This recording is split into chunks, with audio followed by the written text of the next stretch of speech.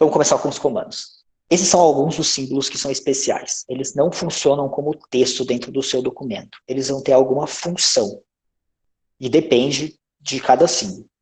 Como está escrito aqui, são símbolos que fazem função ou parte de comandos. Se você digitar eles provavelmente vai ocorrer algo, se você digitar eles sem querer um comando, por exemplo, vai ocorrer algum erro ou algum aviso na sua compilação. Eles não vão aparecer no arquivo compilado.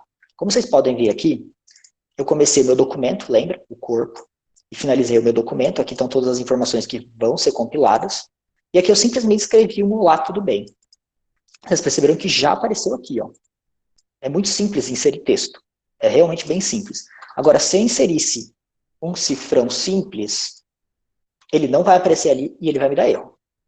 Você percebeu até que ele ficou com uma cor diferente. Olha aqui, ó, ele já me deu um erro. Ele percebeu que está faltando alguma coisa aí. E se eu quiser escrever ele? Se eu quiser escrever o cifrão, a gente precisa usar um comando. E o comando é exatamente a barra invertida. Lembra que eu disse que de vez em quando esses símbolos são comandos? A barra invertida é um comando. Então, na hora que eu uso uma barra invertida e o meu cifrão, por exemplo, o meu cifrão vai aparecer ali. Olha o meu cifrão aparecendo. Alguns desses símbolos especiais vão ser explicados durante a aula, alguns não. Mas a maioria deles eu acho que vão aparecer. Eu sei que esse vai, realmente, a maioria deles vai aparecer. Posso até já também citar outro aqui que não está ali. A porcentagem inicia um comentário. Isso é bem, para quem usa MATLAB e alguns outros softwares de programação, isso é bem comum, a porcentagem começar um comentário. Então, tudo que está depois do cifrão nessa linha não aparece. Ele vai simplesmente ignorar na hora de compilar. Passando para os ambientes e comandos. A gente pode separar o código em si em dois tipos. A gente pode criar ambientes, e os ambientes são criados dessa forma. A gente inicia ele e a gente finaliza ele. Tudo dentro dessas duas linhas, do começo e do fim, é o conteúdo do ambiente. A gente até já viu um ambiente ali atrás, que é o documento. A gente começou o documento aqui e a gente finalizou o documento aqui. Tudo dentro dele é o nosso ambiente, documento, e vai ter alguma característica dependendo do ambiente que a gente está criando. No caso do ambiente documento, é o corpo do texto, é o que vai aparecer no nosso documento compilado. A gente vai aprender alguns outros ambientes nessa aula. E a gente tem os comandos. Os comandos são simplesmente algum pedido que a gente quer fazer para o compilador. Eles são sempre dessa maneira. A barra invertida, para iniciar um comando, o nome do comando, e daí a gente tem duas características que a gente pode dar para esse comando. A gente pode dar argumentos para ele, e os argumentos sempre vão vir entre chaves. E eles são obrigatórios.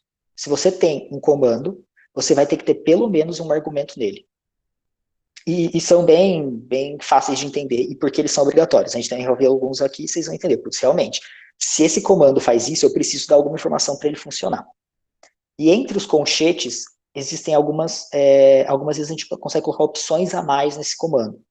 Isso não é obrigatório, também vai dar para entender com alguns comandos que a gente usa hoje, porque eles não são obrigatórios, e eles sempre vêm entre colchetes. Então, todo comando vai ter um argumento entre chaves, pelo menos um. Existem alguns comandos que têm até mais de um comando obrigatório, e as opções vêm entre colchetes. Vamos começar agora, então, com um dos comandos que a gente vai usar bastante. Um dos comandos mais importantes que vocês vão usar bastante, e eles são meio que essenciais. É para criar seções, subseções ou subseções.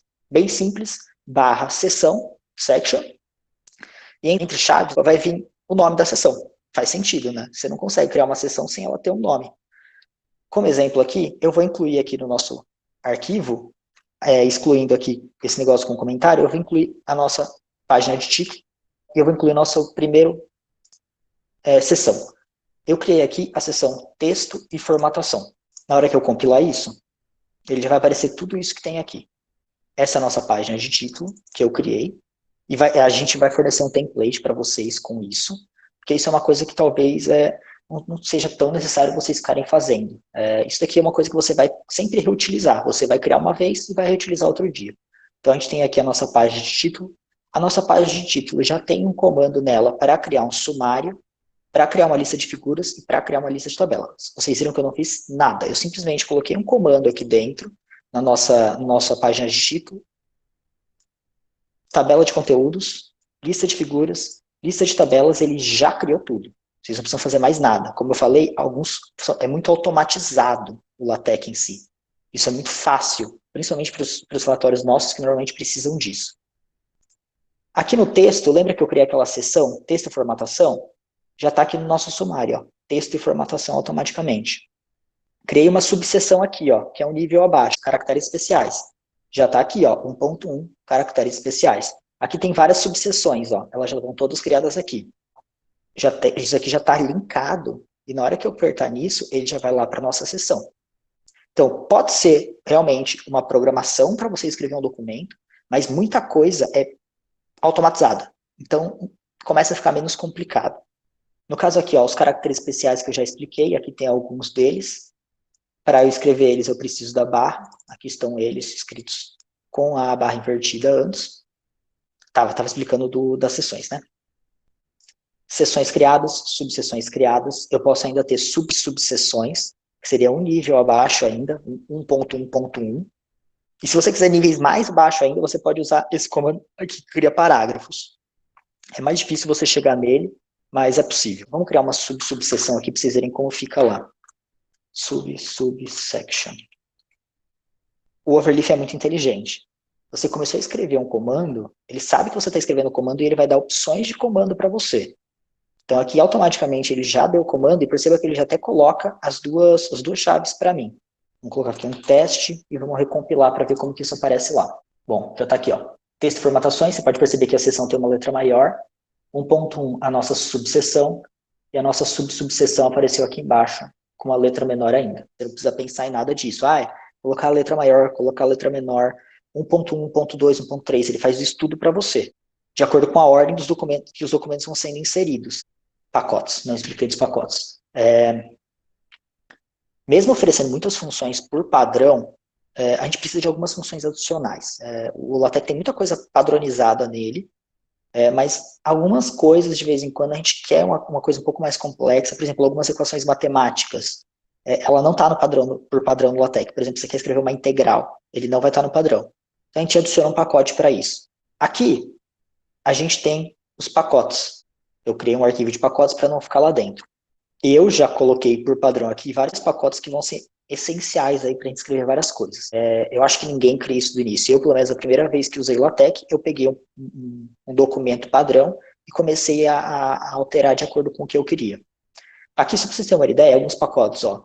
Aqui você tem um pacote que vai entender que você está escrevendo em português. Aqui um pacote de geometria da página com as margens. Aqui um pacote para algumas funções adicionais de lista. Pacote para você fazer multicolunas e multilinhas nas suas tabelas. Pacote de ajuste de tamanho de figuras. Pacote de legenda de figuras. Pacote de criação de cores. Pacote de matemática, que no caso está incluso exatamente a integral, por exemplo, que não está na base do LaTeX. Algumas funções para formatação de texto. Aqui, fonte, você consegue mudar a fonte do seu documento todo. Esse daqui eu coloquei como padrão, mas aqui tem algumas outras para vocês testarem depois. E o pacote para a criação de bibliografia. Esses são alguns. Esses são os essenciais para criar a grande maioria dos documentos. Tem até coisa a mais aqui, que nem vai estar nessa aula hoje, por ser mais complexo, mas tem realmente mais do que o essencial aqui. Eu adicionei ele aqui, ó.